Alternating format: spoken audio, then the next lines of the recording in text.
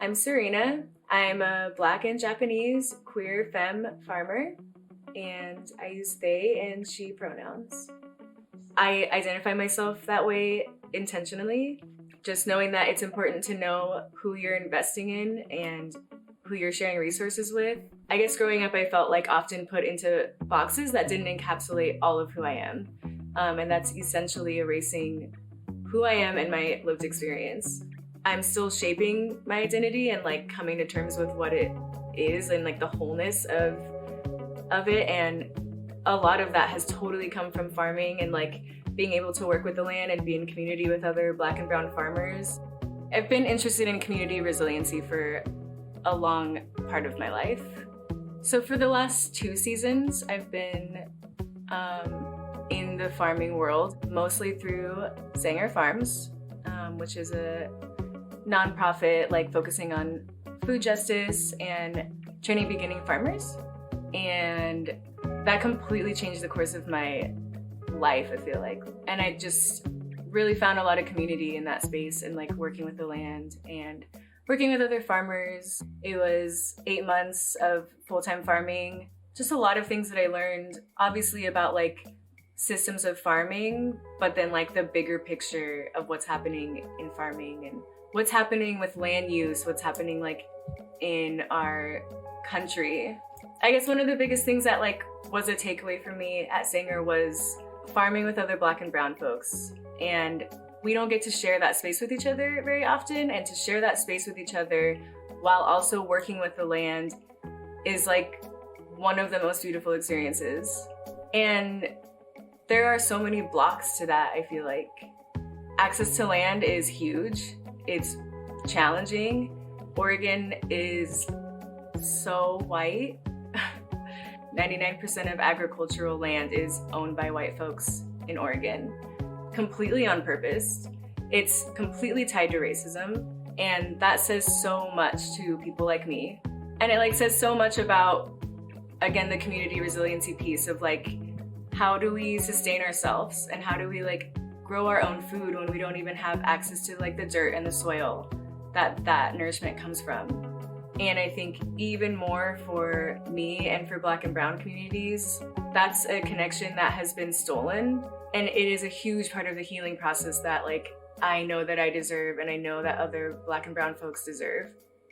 I want to grow food that's produced by people of color and that's for people of color. It's produced by queer communities, it's for queer communities. Pretty much why I want to start this farm is like being able to make space for myself and for other Black and brown farmers and for like marginalized communities, people that like don't fit into the like homogenous farmer uniform. I'm really excited to grow and play more with natural dyes. I believe in a diversity of tactics. Like I want to grow a diverse set of crops that can be used for a lot of different things. Like calendula is such an amazing flower. It's such an amazing pollinator.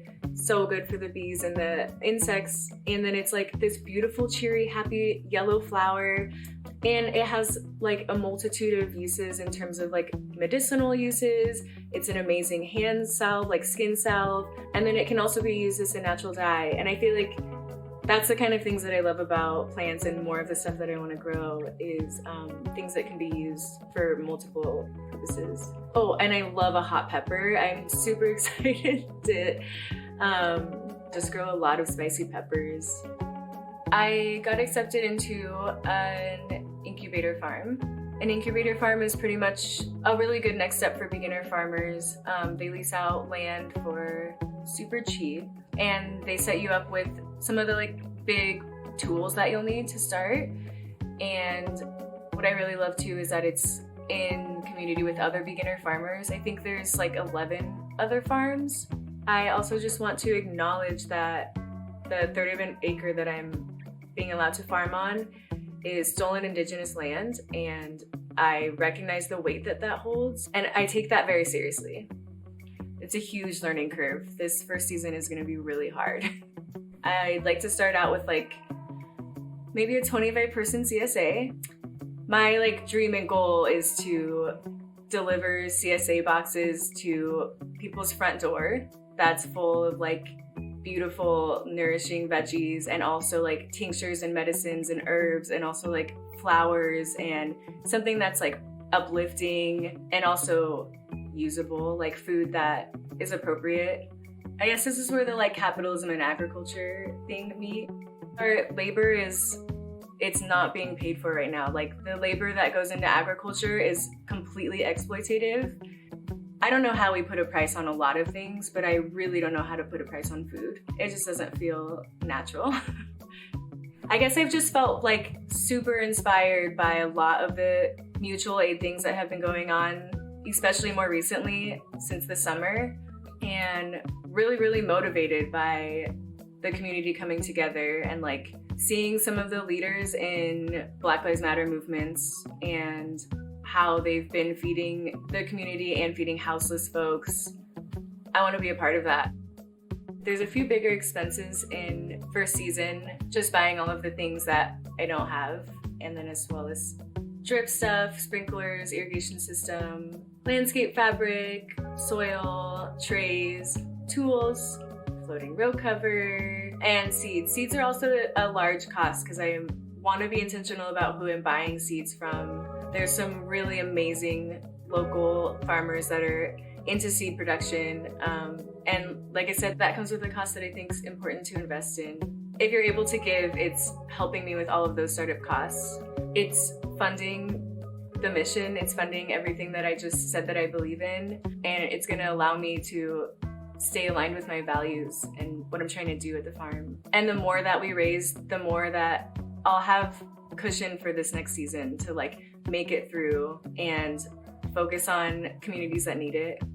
I guess I really like right now how there's, or I'm hoping for, and it seems like there's a bit of a movement towards being intentional with where you're putting your funds, who you're buying from, and who you're supporting and why. And I think that's a lot of what I want to be involved in. Like, I want people who give funds towards this farm to know me and to know my identity and to know exactly what they're supporting.